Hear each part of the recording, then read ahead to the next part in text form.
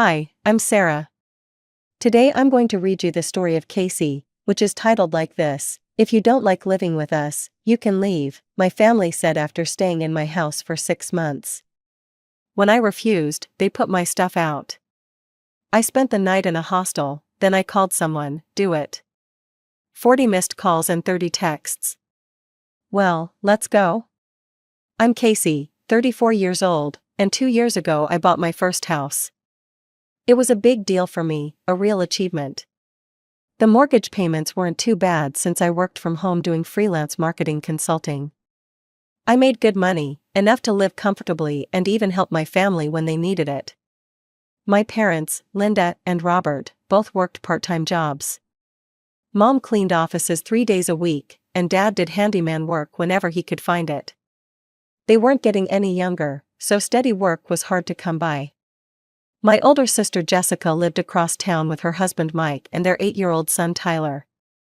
Mike worked at a warehouse, but the hours were inconsistent. I'd gotten used to sending money to help them out.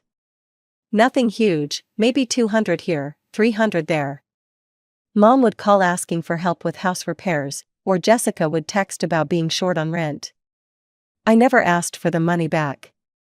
They were family, and I was doing well enough to spare it. My house became my sanctuary. I had my bedroom upstairs combined with my home office, and I loved the quiet. I could work in peace, take breaks on my back porch, and everything was exactly how I wanted it. The mortgage was $1,500 a month, utilities ran about $200, and I had plenty left over for savings and helping family. One Tuesday morning in March, I was answering emails when my phone rang. Mom's name flashed on the screen. Hey Mom, what's up? Casey, honey, I need to talk to you about something urgent. Her voice sounded strained. What's wrong? We need to do major repairs on the house. The roof is leaking badly, and there's water damage in the living room. We got quotes, and it's going to cost at least $10,000. I felt my stomach drop. $10,000 was way more than the usual few hundred I'd send. Mom, that's a lot of money. I know, sweetheart, but we don't have anywhere else to turn. The insurance won't cover it because they say it's from lack of maintenance over the years. If we don't fix it soon, the damage will get much worse. I rubbed my forehead, thinking about my savings account. I had about $15,000 saved up for emergencies and house improvements. Okay, Mom, I can transfer the money today. Oh, thank you, Casey, you're such a good daughter. We'll pay you back as soon as we can. I was about to hang up when she continued. Oh, and there's one more thing. While the repairs are happening, your father and I will have to move out for a few weeks. We were wondering if we could stay with you? My heart sank. I loved my parents, but I also loved my space and quiet. Mom, I don't know, my house isn't that big, and I work from home. Casey, we don't have anywhere else to go. We can't afford to rent a place while paying for these repairs, please? I closed my eyes and sighed. How could I say no? All right, Mom, you and Dad can stay here during the repairs. Wonderful, we'll be over next week with our things. That evening, I transferred the money to Mom's account and started preparing the downstairs guest room. I moved my exercise equipment to the basement and put fresh sheets on the bed. At least it would only be temporary. The following Tuesday, Dad's pickup truck pulled into my driveway loaded with suitcases, boxes, and Mom's collection of ceramic figurines. I helped them carry everything inside. This is so nice of you, dear, Mom said, arranging her figurines on the dresser. We'll try not to be in your way. How long do you think the repairs will take? I asked. The contractor said about 3 weeks, maybe 4, Dad replied, unpacking his clothes. I nodded and went back upstairs to my office. 4 weeks wasn't too bad. I could handle 4 weeks. The first week went smoothly enough. Mom cooked dinner most nights, which was actually nice since I usually just grabbed something quick between work calls. Dad helped with some yard work I'd been putting off. They left early each morning to go check on the repair progress and came back in the evening. But by the second week, I started feeling cramped. Mom rearranged my kitchen to her liking, and Dad left his newspaper spread across my dining table every morning. I found myself staying in my office longer just to have some space. When I asked about the repairs, Mom said they were going slower than expected. "These things always take longer than they tell you," she said with a wave of her hand. 2 more weeks passed. I was getting antsy about having my house back to myself, but I tried to be patient. Then one evening, Mom made an announcement. "Jessica and her family are coming for dinner tomorrow night. I invited them over." "That's fine," I said, though I would have preferred to be asked first. The next evening, Jessica arrived with Mike and Tyler. Mom had gone all out cooking: pot roast, mashed potatoes, green beans, even homemade rolls. It was definitely fancier than her usual weeknight dinners. We were all sitting around my dining table when Jessica cleared her throat. "So, we've been having some financial troubles lately," she began. "Mike's hours got cut at the warehouse, and I can't find steady work anywhere. We're behind on rent, and our landlord is threatening eviction." I felt a familiar knot forming in my stomach. "I'm sorry to hear that, Jess. Maybe things will pick up soon." "Actually," she continued, "we were hoping we could stay here with you for a while. Just until we get back on our feet." I nearly choked on my mashed potatoes. "Absolutely not," I said, setting down my fork. "Jessica, I'm already housing Mom and Dad during their repairs.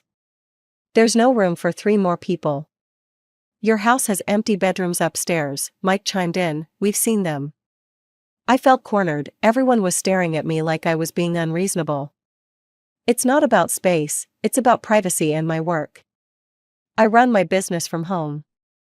Jessica's voice got louder. "We're about to be homeless, and you're worried about your precious privacy." "I never said I wouldn't help, I said you can't move in here." "Same difference," Jessica snapped. She grabbed Tyler's hand and stood up. "Come on, Mike, let's go. Clearly we're not welcome here." The front door slammed behind them. I sank back into my chair, my appetite gone. Mom shook her head at me. "That was very disappointing, Casey. Your sister came here asking for help, and you turned your back on her." For the next week, both Mom and Dad were cold toward me. They'd make comments about how big my house was, how I had so much room, and how sad it was that Jessica and Tyler might end up homeless. They did this every single day. I could hear them talking loudly downstairs about people who forgot where they came from. By Friday, I couldn't take it anymore. I called Jessica. "Maybe you could stay here for a little while," I said, "just until you get back on your feet." 3 days later, they moved in with garbage bags full of clothes and boxes of toys. That first week was chaos. Tyler was everywhere, running up and down stairs, slamming doors, shouting at video games. When I was on client calls, he'd burst into my office asking questions. "Tyler, I'm working," I'd whisper, pointing to my headset. He'd shrug and keep talking anyway. I tried talking to Jessica about it. "He's just a kid, Casey, kids make noise." "But when I'm on business calls." "You don't have kids, so you don't understand. You can't expect an 8-year-old to act like an adult." Tyler's behavior didn't change. Mom picked him up from school each day, but then he was left to run wild through my house. A month later, my utility bills arrived. I nearly fell over when I opened them. The electric bill had gone from $150 to $320. The water bill doubled. That evening, I brought the bills to dinner and set them on the table. "The utility costs have more than doubled," I announced. "I think it's fair if we split these costs." The table went silent. "We're not paying your bills, Casey," Jessica said firmly. "We're guests in your house," Mom added sternly. They accused me of being greedy and taking advantage of their situation. Jessica started crying, saying I was trying to squeeze money out of them when they had nothing. Finally, I threw up my hands. "Fine. I'll pay everything myself." 2 weeks later, I asked Mom when the repairs would be finished. "They're running behind schedule," she said vaguely. "These things take time. We're saving money slowly to finish everything." "What do you mean saving money?" "I gave you $10,000. That wasn't enough. If you want us to move out faster, maybe you could give us more money to speed things up. I stared at her in disbelief but said nothing. The situation got worse when Mom and Dad started inviting their friends over on weekends. We used to host gatherings at our house, Mom explained, but since it's being renovated, we need somewhere else. Your house is perfect for this. Suddenly my weekends became chaos. 8 or 10 of their friends would come over, expecting me to cook and provide snacks. I started leaving the house on Saturday mornings and not coming back until evening, just to avoid the crowds. But when I returned, Mom would always have the same request. Casey, dear, could you clean up after our guests? Your father and I are getting old, and Jessica is tired from watching Tyler. So I'd spend my Sunday mornings cleaning up after parties I never wanted to host. I kept asking when everyone would move out. Every few weeks, I'd bring it up. When do you think the repairs will be done, Mom? Still waiting on the contractor, these things are so unpredictable. Jessica, any luck finding jobs? The job market is terrible right now, we're trying, but nothing's panning out. Mike, how's the warehouse situation?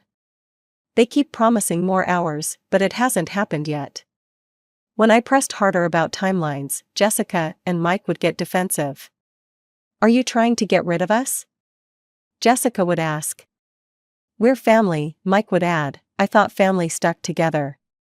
Mom would shake her head disappointedly. I don't understand why you're in such a hurry to kick everyone out. After months of this, I was exhausted. My work was suffering because I couldn't concentrate. My house felt like a hotel I was paying for but couldn't enjoy.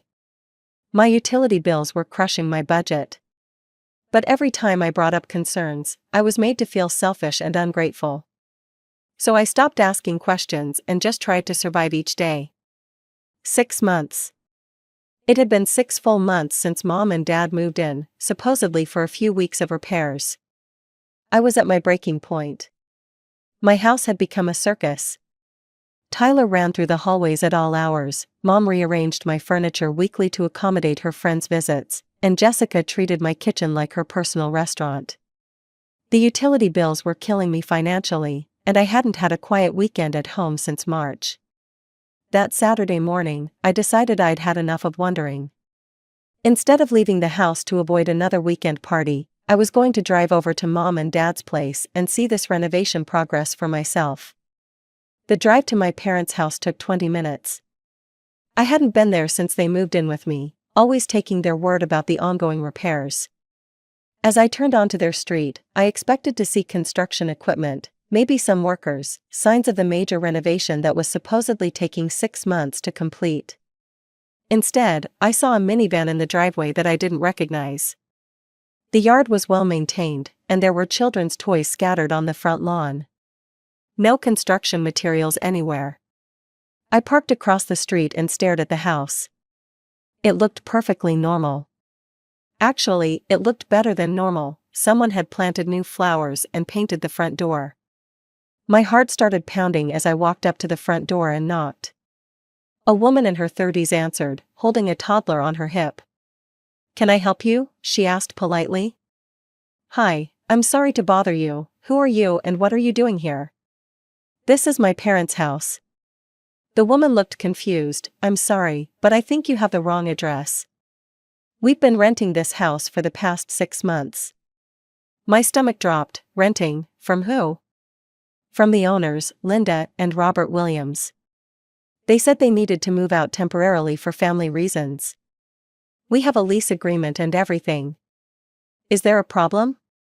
No, no problem, I managed to say, sorry for the confusion. I stumbled back to my car, my hands shaking as I started the engine. Everything clicked into place. There was no renovation. There never had been any renovation. My parents had been lying to me for 6 months, living in my house for free while collecting rent money from tenants. And the $10,000 I gave them for repairs? That was just pure profit. The drive home felt like a blur. I was furious, hurt, and completely betrayed. My own parents had been scamming me, and Jessica was probably in on it too. When I pulled into my driveway, I could hear laughter and music coming from inside my house. Another weekend party was in full swing. I sat in my car for a moment, trying to compose myself. I walked through my front door to find the living room packed with people. Mom's friends were everywhere, eating food I'd paid for, drinking wine, laughing loudly. Tyler was running around between the adults, and Jessica was helping Mom serve snacks. "Casey," Mom called out cheerfully, "you're back early, come join us." I looked around the room at all these people in my house, people who had no idea that their hosts were lying, cheating fraudsters. "Everyone needs to leave," I said loudly enough for the whole room to hear. The conversation stopped, everyone turned to look at me. "Excuse me?" Mom said, her smile fading. I said everyone needs to leave, this party is over. "Casey, what's gotten into you?" Dad asked, standing up from his chair. "Everyone who doesn't live here needs to get out of my house right now." Mom's friends started looking at each other uncomfortably. Some of them began gathering their purses and jackets. "Casey Marie Williams, you are embarrassing me in front of my friends," Mom hissed. "Good, maybe you should be embarrassed." Within 10 minutes, all the guests had filed out, mumbling their goodbyes and shooting confused looks in my direction. Only my family remained in the suddenly quiet living room. "What the hell is wrong with you?" Jessica demanded. "You just humiliated Mom and Dad in front of their friends." "You want to know what's wrong with me?" I said, my voice shaking with anger. "I just drove by Mom and Dad's house." The color drained from Mom's face. Dad sat down heavily in his chair. "There's no renovation, is there?" I continued. "There never was. You're renting the house to a family with a toddler, and you've been living here for free while collecting their rent money." "Casey, you don't understand," Mom started. "I understand perfectly. You lied to me, took $10,000 from me under false pretenses, and have been freeloading in my house for 6 months." "It's not like that," Dad said weakly. "Then explain it to me. Explain how there's a family living in your perfectly fine house while you told me it was being renovated." Jessica stepped forward. "Casey, calm down. I'm sure there's an explanation." "Oh, you're sure? That means you knew about this, didn't you, Jessica?" Her silence was all the confirmation I needed. "All of you knew. You've all been lying to me this entire time." "We needed the rental income," Mom said defensively. "We're getting older, and we need the financial security." "So you decided to steal from me instead?" "You have more than enough," Mike chimed in. "Look at this place, you're doing fine." "That's not the point, you lied to me," I was shouting now, months of frustration and betrayal pouring out. "I want all of you out of my house, pack your things and leave." Mom and Jessica looked at each other and started laughing. "We're not going anywhere," Jessica said with a smirk. "What did you just say?" "You heard me, we've been living here for 6 months. You can't just kick us out. This is my house, I can do whatever I want." "Actually, you can't," Mom said, crossing her arms. "We're established residents now. If you want us to leave, you'll have to go through the proper legal channels." I stared at them in disbelief. My own family had not only betrayed me but was now essentially holding my house hostage. Without another word, I turned and walked upstairs to my bedroom, slamming the door behind me. I could hear them talking loudly downstairs, probably celebrating their victory. I didn't come out of my room for the rest of that day. I ordered food delivery and tried to figure out what to do next. My family had outsmarted me, and I had no idea how to fight back. The next morning, I got dressed and went outside. I spent 3 hours walking around the park, trying to clear my head and decide on my next move. When I came back home, I found suitcases on my front porch. For a split second, I felt relief.